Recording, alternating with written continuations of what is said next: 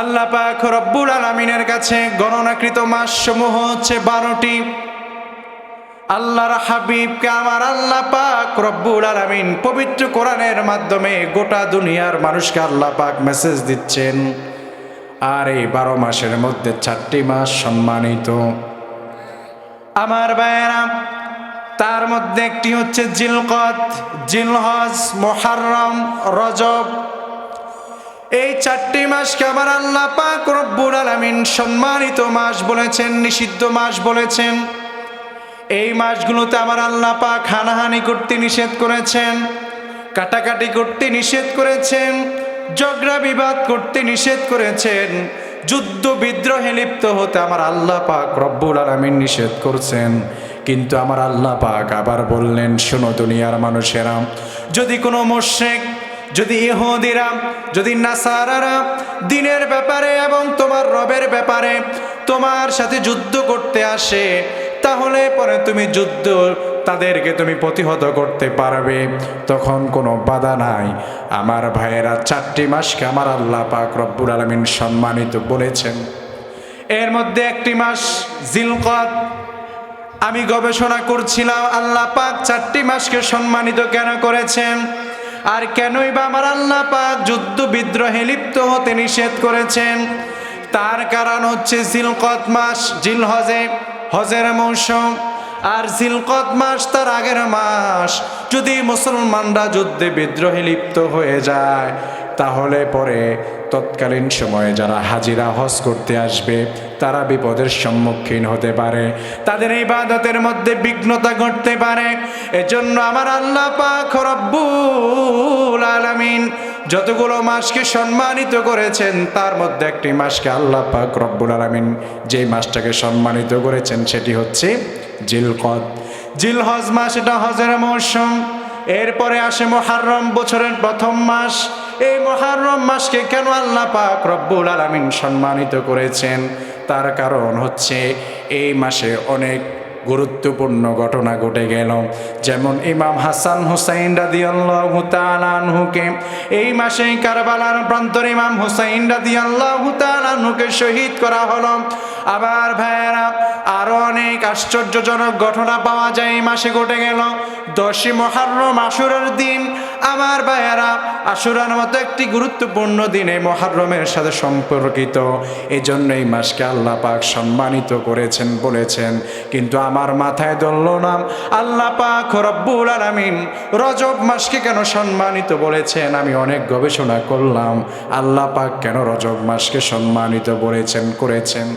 যেই রজব মাসে আমার নবী সাল্লাল্লাহু আলাইহি ওয়াসাল্লাম নিজেই দোয়া করতেন, আল্লাহুম্মা বারিক লানা ফি রজব ওয়া শাবান ওয়া বাল্লিগনা রমাদান। যেই মাসে আমার নবী দোয়া করতেন, ওগো আল্লাহ, আপনি আমাকে রজব এবং শাবানের বারাকা আপনি আমাকে দান করে দেন, এবং রমাদান পর্যন্ত আপনি আমাকে হায়াত বৃদ্ধি করে দেন। আমি চিন্তা করলাম, কেন আল্লাহ পাক এই রজব মাসকে কেন সম্মানিত করেছেন। যেই রজব মাসের বারাকা আমার নবী হাসিল করতে চায়, অনেক গবেষণা করার পরে যেটা আমার মাথায় ঢুকলো, তার কারণ হচ্ছে রজব মাসে আল্লাহ পাক রব্বুল আলামিন স্বয়ং তার বন্ধুকে তার দরবারে নিয়ে গেলেন। সুবহানাল্লাহ। তার মানে রজব মাসে শবে মেরাজ এবং কি মেরাজের মতো ঘটনা ঘটিত হয়েছে রজব মাসে। এজন্য 4টি হারাম মাস, 4টি সম্মানিত মাস। হারাম মানে হচ্ছে সম্মানিত, আর হারাম যদি আলিফ হয়ে যায় তাহলে পরে এটাকে বলা হয় নিষিদ্ধ। হারাম সম্মানিত, হারাম নিষিদ্ধ। আমার ভাইয়েরা, তাহলে আসুন, সেই রজব মাসে আমরা আছি, বারাকার মাসে আমরা আছি, সে বারাকার মাস আমরা অতিবাহিত করছি। আসুন সেই শবে মেরাজ কিভাবে সংঘটিত হলো, কি সেই অলৌকিক ঘটনা আল্লাহ পাক রব্বুল আলামিন পবিত্র কোরআন আল কারিমে সূরা বানী ইসরাঈলের প্রথম আয়াতে ইঙ্গিত দিয়ে বলেন, শোনো, সুবহানাল্লাযী আসরা বিআবদিহি লাইলাম মিনাল মাসজিদিল হারাম ইলাল মাসজিদিল আকসাল্লাযী বারাকনা হাওলাহু লিনুরিয়াহু মিন আয়াতিনা ইন্নাহু হুয়াস সামিউল বাসীর। আল্লাহ বললেন, শোনো, পবিত্র মহান সেই সত্তা যিনি তার বান্দা তার নবীকে যিনি মসজিদুল হারাম থেকে মসজিদুল আকসা পর্যন্ত সফর করিয়েছেন, তাও রাত্রের কোনো একটি অংশে, রাত্রের কোনো একটি অংশে। আপনি একটু চিন্তা করুন তো, আল্লাহর হাবিব সাল্লাল্লাহু আলাইহি সাল্লামকে আল্লাহ রাত্রির একটি অংশ, পুরা রাত্রিতে না, মসজিদুল হারাম থেকে মসজিদুল আকসা পর্যন্ত সফর করিয়েছেন। মসজিদুল হারাম থেকে মসজিদুল আকসা পর্যন্ত দূরত্ব কতটুকু? একটি দ্রুতগামী ঘোড়া সে যদি মসজিদুল হারাম থেকে তার দৌরত্বের দিক থেকে সে দৌড়াতে থাকে মসজিদুল আকসার দিকে, মসজিদুল আকসাতে পৌঁছাতে এবং পিটতে তার সময় লাগবে 1 মাস। কত মাস? 1 মাসের পথ। আর আল্লাহ বললেন, আমি রাতের একটি অংশে আমি আমার বন্ধুকে নিয়ে গেলাম মসজিদুল হারাম থেকে মসজিদুল আকসাতে। আর এটাকে বলা হয় ইসরা। এটাকে কি বলা হয়? ইসরা। মসজিদুল হারাম থেকে মসজিদুল আকসা পর্যন্ত যেই সফর, এই সফরকে বলা হয় ইসরা। মেরাজে আল্লাহর হাবিব সাল্লাল্লাহু আলাইহি সাল্লাম যেতে গেলে 3 ভাগে তিনি আল্লাহ রব্বুল আলামিনের দরবারে গিয়েছেন। কয় ভাগে? 3 ভাগে। তার মধ্যে প্রথম ভাগকে ইসরা বলে। কি বলে? ইসরা বলে। আল্লাহর হাবিব সাল্লাল্লাহু আলাইহি ওয়াসাল্লাম তিনাকে কেন আল্লাহ পাক মসজিদুল হারাম থেকে সাথে সাথে করে আল্লাহ আসমানে তুললেন না? কেন মসজিদুল হারাম থেকে আল আকসায় কেন নিলেন? শোনো শোনো মুসলমান, আল আকসার ইতিহাস আপনাদেরকে একটু বলে দেই। আল্লাহর নবীর একজন আল্লাহর একজন পয়গম্বর ছিলেন জলিল কদর। তার নাম হচ্ছে সাইয়্যিদিনা ইয়াকুব আলাইহিস সালাতু ওয়াস সালাম। ইয়াকুব আলাইহিস সালাতু ওয়াস সালামের একজন ভাই ছিলেন, তার নাম হচ্ছে ঈস। তারা 2 ভাই ছিলেন। এক ভাই নবী হয়েছেন, আরেক ভাই নবী হননি। নবী হয়েছেন ইয়াকুব আলাইহিস সালাতু ওয়াস সালাম, তাদের পিতা ছিলেন ইসহাক আলাইহিস সালাতু ওয়াস সালাম। একদিন ইয়াকুব আলাইহিস সালাতু ওয়াস সালাম কেনান থেকে অদূরে তার নানার বাড়ির উদ্দেশ্যে তিনি রওনা দিয়েছেন। পথিমধ্যে কেনান থেকে কিছুটা দূরে তিনি একটি পাথরের ভূমিতে তিনি কিছুটা সময় বিশ্রাম নেওয়ার জন্য একটি পাথর নিলেন। পাথরটাকে তার মাথার নিচে দিয়ে তিনি ঘুমিয়ে পড়লেন। ঘুমানোর মধ্যে তিনি স্বপ্নে দেখছেন আল্লাহ রব্বুল আলামিন যে বিশাল আসমান সৃষ্টি করেছেন, আসমান থেকে একটি দরজা খুলে গেল। আসমান থেকে অসংখ্য অগণিত ফেরেশতা তারা স্বয়ং জমিনের মধ্যে অবতরণ করছে। আবার সে জায়গা থেকে জমিন থেকে আরেক দল ফেরেশতা আসমানের মধ্যে অবতরণ করছে। আমার ভাইয়েরা, আর এমন সময় আল্লাহ পাক রব্বুল আলামিন তার বন্ধু, তার পয়গম্বর ইয়াকুব আলাইহিস সালাতু ওয়াস সালামকে ডাক দিয়ে বলে, শোনো রে ইয়াকুব, আজকে আমি আল্লাহ তোমাকে নবুয়ত দান করেছি। সুবহানাল্লাহ। ইয়াকুব আলাইহিস সালাতু ওয়াস সালাম রাতের বেলায় ঘুমিয়ে তিনি যখন এই স্বপ্ন দেখছেন, নবীদের স্বপ্ন তো কোনো রকম কোনো অবান্তর স্বপ্ন নয়, নবীদের স্বপ্ন ওহী। আমার ভাইয়েরা, হঠাৎ ইয়াকুব আলাইহিস সালাতু ওয়াস সালামের যখন ঘুম ভেঙে গেল, তিনি নবুয়ত পেয়ে গেলেন। ঘুম ভাঙার পরে তিনি যে পাথরের মধ্যে মাথা দিয়ে ঘুমালেন, সেই পাথরকে তিনি তৈল দ্বারা চিহ্নিত করলেন যে আল্লাহ পাক রব্বুল আলামিন আমাকে যে সম্মানিত করেছেন, আমি যদি কোনোদিন স্বনির্ভর হতে পারি তাহলে পরে আমি এই জায়গায় একটি আল্লাহর ঘর নির্মাণ করব। আমার ভাইয়েরা, তাহলে পরে এই ঘটনা থেকে আমরা কি জানলাম? এই ঘটনা থেকে আমরা জানতে পারলাম মসজিদুল আকসা বরাবর আসমানে দরজা। মসজিদুল আকসা বরাবর আল্লাহ রব্বুল আলামিন আসমানের দরজা সমূহকে রেখেছেন। যদি তাই না রাখতেন তাহলে পরে আল্লাহ পাক কিয়ামতের পূর্বে একজন নবীকে পাঠাবেন দুনিয়াতে। বলুন তো তার নাম কি? বলেন। ঈসা আলাইহিস সালাতু ওয়াস সালাম। আল্লাহ কি চাইলে তার নবীকে বলতে পারতেন না, ওগো নবী আমি আপনার আপনি ইন্তেকালের পরে শেষ জামানার উম্মতদেরকে ফিতনা ফাসাদ থেকে বাঁচাবার জন্য, কিয়ামতের আগে গোটা পৃথিবীতে দ্বীন ইসলামকে বিজয় করবার জন্য আমি একজন পয়গম্বর পাঠাবো, সেই পয়গম্বরকে আমি মসজিদুল হারামে পাঠাবো? আল্লাহ বলতে পারতেন না? কিন্তু আল্লাহ বললেন কই পাঠাবে? মসজিদুল আকসা। মসজিদুল আকসায় পাঠাবেন। আমার ভাইয়েরা, তার মানে বোঝা গেল আসমানের দরজা মসজিদুল আকসা বরাবর।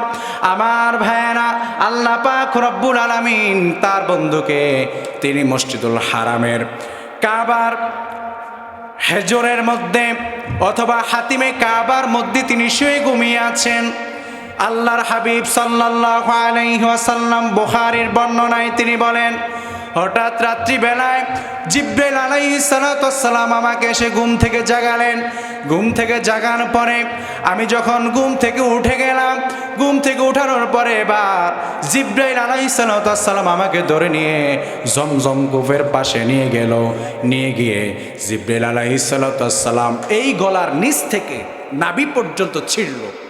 কে বলছেন? আল্লাহর নবী। বুখারীর বর্ণনা যে জিবরিল আমিন গভীর রাত্রে এসে আমাকে ঘুম থেকে জাগালো। হাতিমে কাবা অথবা হিজরের মধ্যে দুইটি বর্ণনা পাওয়া যায়। কাবার হিজরের মধ্যে তিনি শুয়ে আছেন। জিবরিল আমিন এসে আল্লাহর হাবিব সাল্লাল্লাহু আলাইহি সাল্লামকে জমজম কূপের পাশে নিয়ে গেলেন। নিয়ে গিয়ে ওনাকে শোয়ালেন। শোয়ানোর পরে গলার নিচ থেকে নাভি পর্যন্ত ছিঁড়লেন। ছিঁড়ে সেখান থেকে হৃৎপিণ্ডটা বের করলেন, হার্ট বের করলেন। হার্ট বের করার পরে তাকে জমজম পানি দ্বারা ধৌত করলেন।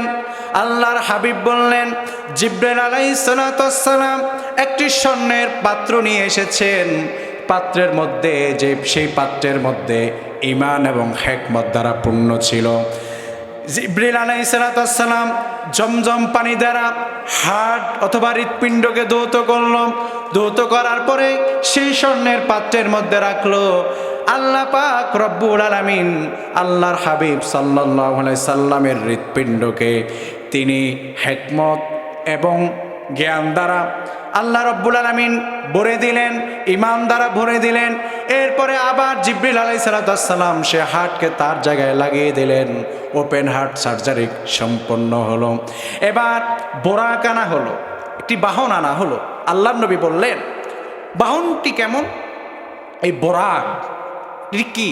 আল্লাহর হাবিব সাল্লাল্লাহু আলাইহি সাল্লাম এই বোরাকের বর্ণনা দিতে গিয়ে আল্লাহর হাবিব বললেন, এই বোরাক তার গতিবিদ কতটুকু জানো? তার গতিবিদ হচ্ছে বিদ্যুতের থেকেও তার গতি আরও বেশি। বিদ্যুতের গতি কতটুকু? আপনাদের যখন বৃষ্টি হয় তখন দেখবেন যে আপনারা সকলেই লক্ষ্য করবেন যে বিদ্যুৎ চমকায়, ঠাডা পড়ার আগে বিদ্যুৎ চমকায়। এই বিদ্যুৎ চমকায় যে এটার গতি কতটুকু, এটা কতক্ষণে আকাশে এই বিদ্যুৎ চমকালে পরে জমিনে এই আলো এসে পড়ে। বর্তমান বিজ্ঞান গবেষণা করে বলছেন 1,86,000 মাইল প্রতি সেকেন্ডে এই আলো জমিনের মধ্যে নেমে যায়। সেকেন্ডে কত মাইল? 1,86,000 মাইল। আমার ভাইয়েরা, আল্লাহর হাবিব বলছেন তার থেকেও দ্রুতগামী বাহনের নাম হচ্ছে বোরাক। এক সেকেন্ডে যদি 1,86,000 মাইল দূরে চলে যায়, তাহলে পরে আপনি চিন্তা করুন তো, আল্লাহর হাবিব সাল্লাল্লাহু আলাইহি সাল্লামের জন্য আল্লাহ পাক যে বাহন তৈয়ার করেছেন, যে বাহন পাঠিয়েছেন, সে বাহন কত দ্রুতগামী সে বাহন হতে পারে। আল্লাহর হাবিব বললেন, এই বোরাকের একটি বৈশিষ্ট্য হলো তার নজর যতটুকু যায় তার এক কদম ঠিক ততটুকু পর্যন্ত চলে যায়। সুবহানাল্লাহ। এই বোরাকটি দেখতে সাদা। এই বোরাকটি দেখতে কি? সাদা, এবং গাধার থেকে কিছুটা লম্বা, খচ্চরের থেকে কিছুটা ছোট। আমার ভাইয়েরা, এই বোরাক আল্লাহ পাক রব্বুল আলামিন তার হাবিবের জন্য প্রস্তুত করলেন বাহন হিসাবে। বোরাকের মধ্যে আল্লাহর নবী এবং জিবরিল আলাইহিস সালাতু ওয়াস সালাম বসলেন। বোরাক উভয়কে নিয়ে ফিলিস্তিনের জেরুজালেম মসজিদুল আকসায় গিয়ে পৌঁছালে পরে আল্লাহর হাবিব সাল্লাল্লাহু আলাইহি ওয়াসাল্লাম আশ্চর্যান্বিত হয়ে গেল। যায় দেখছেন সেখানে হযরত আদম আলাইহিস সালাতু ওয়াস সালাম থেকে শুরু করে সাইয়্যিদিনা ঈসা আলাইহিস সালাতু ওয়াস সালাম পর্যন্ত যত পয়গম্বর আল্লাহ পাঠিয়েছেন, যত নবী এবং রাসূল, সবাই সেই মসজিদুল আকসার মধ্যে উপস্থিত হয়ে আছেন। সুবহানাল্লাহ। সকল নবীরা যে বাহনে চড়ে এসেছেন, যেই বাহনগুলো তারা যেই খুঁটির সাথে বেঁধেছেন, আল্লাহর নবীও তার বোরাককে সেই খুঁটিতে বেঁধেছেন। বাঁধবার পরে আল্লাহর হাবিব সাল্লাল্লাহু আলাইহি ওয়াসাল্লাম মসজিদুল আকসাতে তিনি যখন প্রবেশ করলেন, আমার নূরময় নবীজিকে দেখে সকল নবীর অবাক হয়ে গেল। সকল নবীরা আমার নবীর দিকে তাকিয়ে আছেন। আল্লাহ পাক রব্বুল আলামিন এবার আদেশ করলেন, ওগো নবী, নামাজে দাঁড়িয়ে যান, নামাজে দাঁড়িয়ে আমার শুকরিয়া আদায় করেন। আল্লাহর নবী নামাজে দাঁড়াবেন, কিন্তু ইমামতি কে করবেন? ইমামতির কাতারে কে দাঁড়াবেন? প্রথম নবী হযরতে আদম আলাইহিস সালাম, তিনি তো সকলের পিতা, মর্যাদার দিক থেকে তিনি তো সামনে দাঁড়ানোর কথা। এই নিয়ে নবীদের মধ্যে কানাঘষা শুরু হলো। আল্লাহ পাক তার জিবরিল আমিনকে পাঠিয়ে দিয়ে বলল, জিবরিল আমিন যাও, তুমি আমার বন্ধুকে সামনের কাতারে ইমামতির চেয়ারে, ইমামতির জায়গায় দাঁড় করিয়ে দাও। সুবহানাল্লাহ। আল্লাহর নবীকে দিয়ে ইমামতির জায়গায় দাঁড় করিয়ে দেওয়া হলো। আল্লাহর নবী দাঁড়ালেন, নামাজের ইমামতি করলেন। এর মাধ্যমে পৃথিবীতে যত নবী এবং রাসূল এসেছেন, আল্লাহ পাক রব্বুল আলামিন সকলের উপরে ইমামুল মুরসালিন, ইমামুন নবী, আল্লাহ পাক রব্বুল আলামিন আমার নবীকে বানিয়ে দিয়েছেন। সুবহানাল্লাহ। আমার ভাইয়েরা, আল্লাহর নবী নামাজ শেষ করলে পরে সকল নবীরা তার নিজ নিজ জায়গায় ফিরে গেলেন। জিবরাইল আলাইহিস সালাম দুইটি পাত্র নিয়ে আল্লাহর হাবিব সাল্লাল্লাহু আলাইহি ওয়াসাল্লামের কাছে আসলে পরে আল্লাহর হাবিব সাল্লাল্লাহু আলাইহি ওয়াসাল্লাম একটি পাত্র গ্রহণ করলেন এবং সেই পাত্রতে দুধ ছিল, আরেকটি পাত্রতে মদ ছিল। আমার ভাইয়েরা, আল্লাহর নবী সাল্লাল্লাহু আলাইহি ওয়াসাল্লাম উক্ত দুধ পান করলেন। পান করার পরে জিবরাইল আলাইহিস সালাম ডাক দিয়ে বলে, ওগো পয়গম্বর, শুনুন শুনুন, আপনি যে দুগ্ধ পান করেছেন, আপনি আপনার স্বভাবজাত জিনিস পান করেছেন। যদি আপনি মদের বোতল, মদের পেয়ালাটা হাতে নিয়ে মদ খেতেন, তাহলে পরে আপনার উম্মতেরা পথভ্রষ্ট হয়ে যেত। যেহেতু আপনি দুধ পান করেছেন, তার মানে বোঝা যায় আপনার মাধ্যমে আপনার উম্মতেরা হেদায়েত প্রাপ্ত হয়ে যাবে। সুবহানাল্লাহ। আল্লাহর নবীর মেহমানদারি হলো। আমার ভাইয়েরা, এবার আল্লাহর হাবিব সাল্লাল্লাহু আলাইহি ওয়াসাল্লামকে নিয়ে চলে যাওয়া হলো প্রথম আসমানে। জিবরাইল আলাইহিস সালাম সাথে আছেন। চলে গেলেন যখন প্রথম আসমানের দরজা নক করা হলো। কে আছো, দরজাটি খোলো, আমি আল্লাহর পয়গম্বরকে নিয়ে আজ প্রথম আসমানে এসে উপস্থিত হয়েছি। ফেরেশতা তাদের পরিচয় জানতে চাইলেন এবং অর্ডার চাইলেন, কারণ আল্লাহর অর্ডার ছাড়া ফেরেশতারা বিন্দু পরিমাণ কোনো কাজ করেন। আপনি কে এটা ফেরেশতারা চিনে না, আল্লাহর অর্ডার ছাড়া ফেরেশতারা নড়ে না। জিবরাইল আলাইহিস সালাম বললেন, আল্লাহ অর্ডার করেছেন তার বন্ধুকে নিয়ে যেন আজকে তার দরবারে যাওয়া হয়। সাথে সাথে প্রথম আসমানের দরজা খুলে গেল। সুবহানাল্লাহ। আল্লাহর নবীকে প্রথম আসমানে নিয়ে যাওয়া হলো। প্রথম আসমানে গিয়েই হযরত আদম আলাইহিস সালামের সাথে সাক্ষাৎ হয়ে গেল। হযরত আদম আলাইহিস সালামের সাথে জিবরিল আমিন পরিচয় করিয়ে দিলেন। উভয়ের মধ্যে কথোপকথন হলো, উভয়ের মধ্যে পারস্পরিক ভাব বিনিময় হলো, ভালোবাসা বিনিময় হলো। এবার জিবরিল আমিন আবার দ্বিতীয় আসমানে চলে গেলেন। দ্বিতীয় আসমানের দরজা খুলে দেওয়া হলো। সেখানে ইয়াহইয়া বিন জাকারিয়া আলাইহিস সালাম এবং ঈসা ইবনে মারিয়াম আলাইহিস সালামের সাথে সাক্ষাৎ হলো। উভয়ের সাথে আল্লাহর নবী কথোপকথন করলেন। ভাব বিনিময় করলেন, ভালোবাসা আদান প্রদান করলেন। এরপরে আল্লাহর হাবিব তৃতীয় আসমানে চলে গেলেন। সেখানে আল্লাহর নবী হযরত ঈসা আলাইহিস সালাতু ওয়াস সালামের সাথে সাক্ষাৎ হয়ে গেল। এরপরে তিনি চতুর্থ আসমানে চলে গেলেন। সেখানে হযরত ইদ্রিস আলাইহিস সালাতু ওয়াস সালামের সাথে সাক্ষাৎ হয়ে গেল। পঞ্চম আসমানে তিনি যখন চলে গেলেন, তখন হযরত হারুন আলাইহিস সালাতু ওয়াস সালামের সাথে সাক্ষাৎ হলো, ভালোবাসা বিনিময় হলো। ষষ্ঠ আসমানে যখন চলে যান, তখন আল্লাহর নবী, আল্লাহর একজন জলিলুল কদর নবী হযরতে মূসা আলাইহিস সালাতু ওয়াস সালামের সাথে সাক্ষাৎ হয়ে যায়। হাদিসগুলো গবেষণা করলে দেখা যায় মূসা আলাইহিস সালাতু ওয়াস সালাম আল্লাহর নবীকে বুকে নিয়ে তিনি কান্না করছেন। আমার ভাইয়েরা, আল্লাহর নবী বললেন, ওগো আমার ভাই কেন কাঁদেন? হযরতে মূসা আলাইহিস সালাতু ওয়াস সালাম বললেন, আমি এজন্যই কাঁদি রে মুহাম্মদ সাল্লাল্লাহু আলাইহি ওয়াসাল্লাম, এজন্যই কাঁদি, তুমি আমার কত পরে দুনিয়াতে এসেছো, অথচ আমি মূসা আল্লাহর সাথে কত হাজারবার, কত শতবার আমি তুর পাহাড়ে গিয়ে কথা বলেছি, কিন্তু আল্লাহর আরশ পর্যন্ত যাওয়ার সুযোগ হয় নাই। তুমি আমার এত পরে এসেও তুমি আল্লাহর সান্নিধ্য লাভ করবে, এজন্যই আমি কান্না করছি। হযরতে মূসা ডাক দিয়ে বলেন, আহারে মুহাম্মদ সাল্লাল্লাহু আলাইহি ওয়াসাল্লাম, আমি যদি নবী না হয়ে শুধুমাত্র তোমার উম্মত হয়ে দুনিয়াতে আগমন করতাম, তাহলে আমি আমাকে অনেক সফল কাম মনে করতাম। ওরে দুনিয়ার মানুষ, চিন্তা করেন তো কেমন পয়গম্বর আমি এবং আপনি পেয়েছি, যে পয়গম্বরের উম্মত হওয়ার জন্য নবীরা পর্যন্ত আফসোস করছেন। আমার ভাইয়েরা, এবার আল্লাহর নবী সাল্লাল্লাহু আলাইহি ওয়াসাল্লাম সপ্তম আসমানে চলে গেলেন। সপ্তম আসমানের দরজা খুলে দেওয়া হলো। সপ্তম আসমানে যাওয়ার পরে সেখানে আমার এবং আপনার জাতির পিতা কে? আওয়াজ নাই কেন আপনাদের? হযরত ইব্রাহিম আলাইহিস সালাতু ওয়াস সালাম, তার সাথে সাক্ষাৎ হয়ে গেল, ভাব বিনিময় হলো। তিনি গিয়ে দেখছেন হযরত ইব্রাহিম আলাইহিস সালাতু ওয়াস সালাম বাইতুল মামুর, সেই যে আমাদের কাবা মসজিদুল হারাম বরাবর একদম সপ্তম আসমানে আল্লাহ পাক আরেকটি ঘর নির্মাণ করেছেন, সেটাকে বলা হয় বাইতুল মামুর। এটা ফেরেশতাদের কিবলা, ফেরেশতারা সেখানে সব সময় তাওয়াফ করতে থাকে। আমার ভাইয়েরা, ফেরেশতারা সব সময় সেই ঘর তাওয়াফ করতে থাকেন। আল্লাহর হাবিব সাল্লাল্লাহু আলাইহি ওয়াসাল্লাম বলেছেন, একবারে একাধারে 70,000 ফেরেশতা উক্ত ঘর তাওয়াফ করে, আর যারা একবার সেই ঘর তাওয়াফ করে দ্বিতীয়বার তারা আর সেই ঘর তাওয়াফ করার সুযোগ পায় না। আল্লাহু আকবার। কিয়ামত পর্যন্ত এইভাবেই অসংখ্য অগণিত ফেরেশতারা সেই ঘর তাওয়াফ করবে, সেই বাইতুল মামুরের সাথে হেলান দিয়ে। আমার ভাইয়েরা, আল্লাহর নবী হযরত ইব্রাহিম বসে আছেন, আল্লাহর নবী সেখানে গেলেন, উভয়ের মধ্যে পরিচয় হলো, সাক্ষাৎ হলো, কথাবার্তা হলো।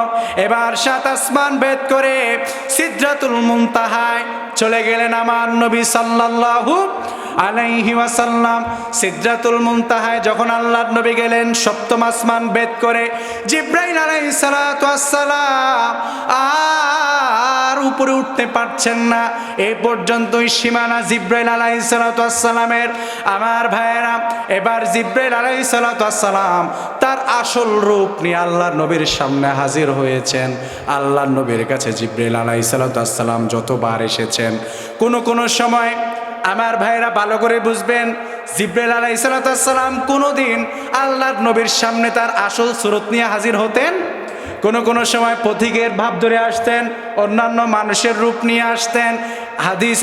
হাদিস গবেষণা করলে দেখা যায় বেশিরভাগ সময় জিবরাইল আলাইহিস সালাতু ওয়াস সালাম একজন সাহাবীকে নকল করে আসতেন, তার নাম ছিল দাইয়াতুল কলবি।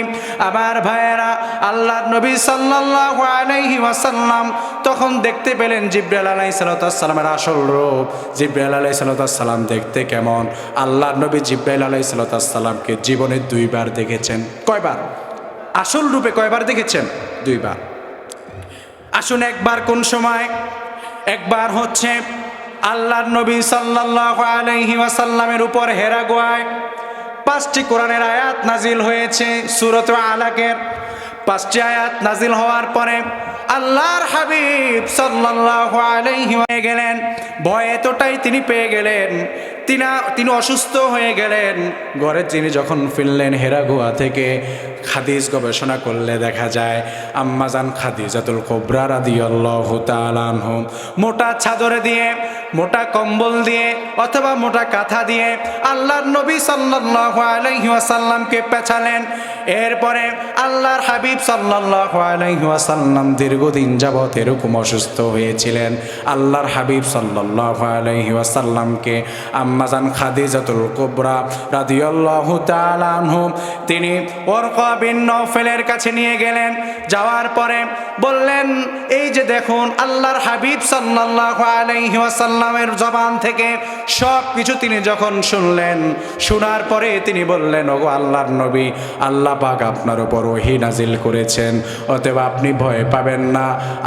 স্বয়ং বার্তাবাহক ফেরেশতা আপনার কাছে আল্লাহর পক্ষ থেকে ওহী নিয়ে এসেছেন, অতএব আপনি ভয় পাবেন না।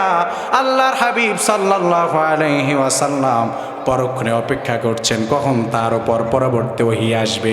ওহী আসছে না, দীর্ঘদিন হয়ে গেল। আল্লাহর হাবিব সাল্লাল্লাহু আলাইহি ওয়াসাল্লাম আবারও হেরা গুহায় যাওয়া আসা করছেন, কিন্তু ওহী আসছেন না। আল্লাহর হাবিব সাল্লাল্লাহু আলাইহি ওয়াসাল্লাম অস্থিরতা অনুভব করলেন। সব কিছু দেখছেন কে? আল্লাহ। আমার ভাইরা, একদিন আল্লাহর হাবিব সাল্লাল্লাহু আলাইহি ওয়াসাল্লাম মনটা বড় বেজার করে হেরা গুহা থেকে নিচের দিকে নামছেন। এমন তো অবস্থায় পিছন থেকে কে যেন ডাক দিল, ও মুহাম্মদ সাল্লাল্লাহু আলাইহি ওয়াসাল্লাম। এই ডাক শোনা মাত্র আল্লাহর হাবিব পিছন দিকে তাকালেন। তাকানোর পরে আল্লাহর হাবিব সাল্লাল্লাহু আলাইহি ওয়াসাল্লাম দেখছেন আসমান এবং জমিনের মাঝে একজন আসন বিশিষ্ট 600 ডানা মেলে দিয়ে একজন ফেরেশতা বসে আছেন। তিনি হচ্ছেন জিবরিল আলাইহিস সালাতু ওয়াস সালাম। আল্লাহর হাবিব সাল্লাল্লাহু আলাইহি ওয়াসাল্লাম সেই অবস্থা দেখে মাত্র, সেই জিবরিল আলাইহিস সালাতু ওয়াস সালামের আসল রূপ দেখা মাত্র তিনি অজ্ঞান হয়ে গেলেন। আমার ভাইয়েরা, কথাটি আল্লাহ পাক রব্বুল আলামিন কোরআনে আবার কোট করেছেন। পবিত্র কোরআনের 53 নম্বর সূরা সূরাতুন নাজমের 5 থেকে 9 নম্বর আয়াতে আল্লাহ পাক রব্বুল আলামিন বললেন, আল্লামাহু শাদীদুল কুওয়া যু মাররাতিন ফাস্তাওয়া ওয়া হুয়া বিল উফুকিল আ'লা। আল্লাহ পাক রব্বুল আলামিন বলেন, আমি একজন, তাকে শিক্ষা দিয়েছে প্রবল শক্তিশালী একজন ফেরেশতা।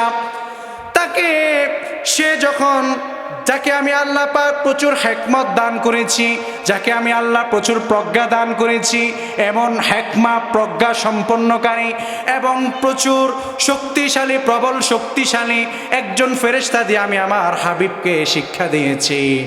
আর সে যখন সেই ফেরেশতাকে দেখেছে, আল্লাহ রব্বুল আলামিন বলছেন ওয়া হুয়া বিল উফুকিল আ'লা, তখন সে ছিল উঁচুবর্তী কোনো এক স্থানে, সেই পাহাড়ে যেখানে আল্লাহর হাবিব অজ্ঞান হয়ে গেলেন।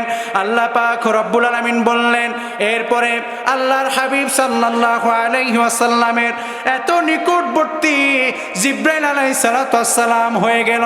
আল্লাহ পাক রব্বুল আলামিন বললেন, সুম্মা দানা ফাতাদাল্লা ফাকানা ক্বাবা কাউসাইনি আও আদনা।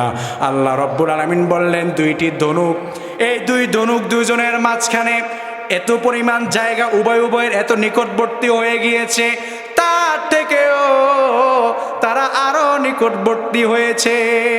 সুবহানাল্লাহ।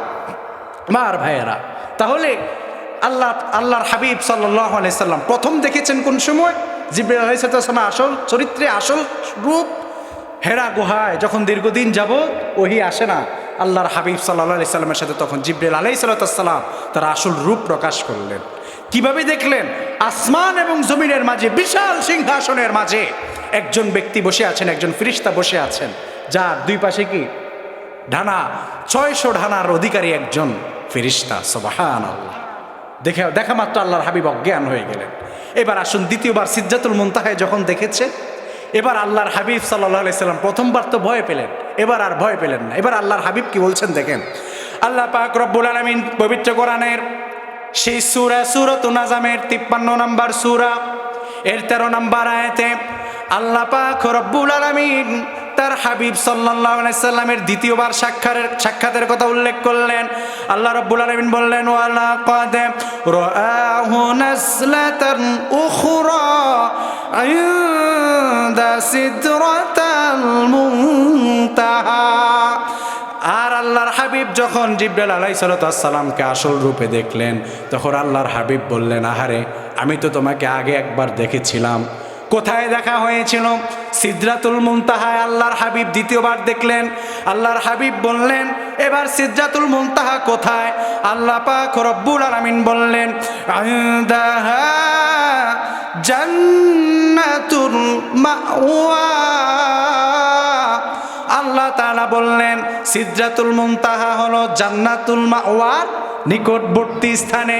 আমার ভাইয়েরা, সিদরাতুল মুনতাহা এটা হচ্ছে একটি গাছ। এটা একটি কি গাছ? আমার ভাইয়েরা, সিদরা অর্থ কুল অথবা বড়ই, মুনতাহা অর্থ হচ্ছে শেষ প্রান্তর, মানে সৃষ্টির শেষ প্রান্তরে হচ্ছে সিদরাতুল মুনতাহা। আমার ভাইয়েরা, আল্লাহর হাবিব সাল্লাল্লাহু আলাইহি ওয়াসাল্লাম সিদরাতুল মুনতাহা সেই গাছের বর্ণনা দিতে গিয়ে আল্লাহর হাবিব বলেন, ওই গাছের এক একটা পাতা হচ্ছে হাতির কানের ন্যায় বড় বড়, আর এক একটি ফল হলো কলসির মতো। আমার ভাইয়েরা, সেই সিদরাতুল মুনতাহায় সেই গাছটির এক একটি ফল কিসের মতো? কলসির মতো, আর এক একটি পাতা হাতির কানের মতো বড় বড়। আমার ভাইয়েরা, সিদরাতুল মুনতাহা পর্যন্ত আল্লাহর হাবিব সেখানেই অবস্থান করছেন। এবার আল্লাহ পাক আরেকটি বাহন পাঠালেন। সেই বাহনের নাম হলো রফরফ। এটা তৃতীয় মেরাজের তৃতীয় স্তর আল্লাহর কাছে পৌঁছানো রফরফ। আমার ভাইয়েরা, আল্লাহর হাবিব সাল্লাল্লাহু আলাইহি ওয়াসাল্লাম রফরফের মাধ্যমে আল্লাহ তাআলার সান্নিধ্য হাসিল করেছেন। আল্লাহ পাক রব্বুল আলামিন তার হাবিবকে বলছেন, শোনো, দুনিয়ার মানুষকে উদ্দেশ্য করে আল্লাহ পাক রব্বুল আলামিন বলছেন, আমি আমার বন্ধুকে নিয়ে কি রেখেছি? বারাকনা হাওলাহু লিনুরিয়াহু মিন আয়াতিনা। আল্লাহর হাবিব বললেন, আমি আমার বন্ধুকে আমার কাছে নিয়ে, আল্লাহ পাক বললেন, শোনো, আমি অনেক নিদর্শন তাকে দেখিয়েছি। বারাকনা, মসজিদুল আকসার পাশে আল্লাহ পাক প্রচুর বরকত দিয়েছেন। এই কথাটা এখানে মূল উদ্দেশ্য। আল্লাহ রব্বুল আলামিন বললেন, শুধু এতটুকু পর্যন্ত আমি আমার হাবিবকে ক্ষান্ত রাখি নাই। সাত আসমান পাড়ি দিয়ে, সিদরাতুল মুনতাহা পাড়ি দিয়ে আমি আমার বন্ধুকে আমার আরশ আজিমের নিকট নিয়ে আসলাম, এবং আমি আমার বন্ধুর সাথে দিদারে লিপ্ত হলাম, আমি আমার বন্ধুর সাথে কথাবার্তায় লিপ্ত হলাম, আমি আমার বন্ধুর সাথে ভাব আদান প্রদান করলাম। এরপর আমি কি করলাম? আপনার বাড়িতে যদি দীর্ঘদিন যাবৎ আপনার কোনো বন্ধু আসে, আপনি আপনার বন্ধুর সাথে কথাবার্তা শেষে আপনি আপনার বন্ধুকে নিয়ে আপনি আপনার বাড়ি ঘর ঘুরাবেন, আপনি আপনার জায়গা কোথায় কি আছে সেগুলো আপনি দেখাবেন। আল্লাহ পাক তার বন্ধুকে নিয়ে গিয়ে সাত আসমানে নিয়ে গিয়ে আল্লাহ পাক রব্বুল আলামিন জিবরাইল আমিনকে আদেশ করলেন, ওরে জিবরাইল, যাও আমার বন্ধুকে তুমি জান্নাত জাহান্নাম ঘুরাইয়া নিয়ে আসো, উপরে আমার যত নেয়ামত আছে সবগুলো আমার বন্ধুকে দেখিয়ে দাও। সুবহানাল্লাহ। আল্লাহর হাবিব ফিরার সময় আল্লাহ পাক রব্বুল আলামিন তার হাবিবকে 5 ওয়াক্তের সালাত দান করেছেন। এটাই তো আরেকটি বিষয়, 50 ওয়াক্ত নামাজ আল্লাহর হাবিব সাল্লাল্লাহু আলাইহি সাল্লামকে উপহার হিসেবে দেওয়া হয়েছে, কিন্তু সর্বশেষ 5 ওয়াক্ত নামাজ আমাদের জন্য আল্লাহ তাআলার হাবিব সাল্লাল্লাহু আলাইহি সাল্লাম নিয়ে এসেছেন। যাই হোক, মেরাজ এটা এক আশ্চর্যজনক ঘটনা, অলৌকিক ঘটনার নাম, যা আল্লাহ তাআলা তার হাবিবকে এক রাত্রের মধ্যে, রাত্রের এক রাত না, পুরাটা রাত্রির কিছু একটি অংশ, যেহেতু আল্লাহ তাআলা কোরআনে বললেন লাইলাম, মানে রাত্রির একটি অংশে আল্লাহ তাআলা তার হাবিবকে তার কাছে নিয়ে গেলেন, আবার এনে দিয়ে গেলেন। এটাকে বিশ্বাস করার নাম ঈমান। এটাকে বিশ্বাস করার নাম কি? ঈমান। মেরাজ হয়েছে এই জন্য, ঈমানের পরীক্ষা করার জন্য। এটাকে বিশ্বাস করার নাম কি? ঈমান। আল্লাহর হাবিব সাল্লাল্লাহু আলাইহি ওয়াসাল্লাম যখন সকালবেলা এই ঘটনাগুলো মানুষের সামনে বর্ণনা করছেন, তখন আল্লাহর হাবিব সাল্লাল্লাহু আলাইহি ওয়াসাল্লামকে কাফেররা হাসাহাসি করে বলছেন, মুহাম্মদ কি পাগল হয়ে গেছে নাকি? যেখানে হারাম থেকে সেই মসজিদুল আকসা পর্যন্ত আসতে যেতে 1 মাসের পথ, সেখানে আবার সে এক রাত্রিতে সে পর্যন্ত সফর তো করেছে, আবার সে নাকি আল্লাহর আরশ পর্যন্ত গিয়েছে। কেমন অদ্ভুত কথা!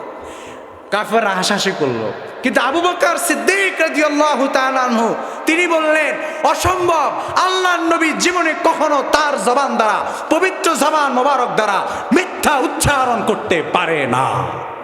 এই বিশ্বাসের নাম ঈমান। এই বিশ্বাসের নাম কি? ঈমান।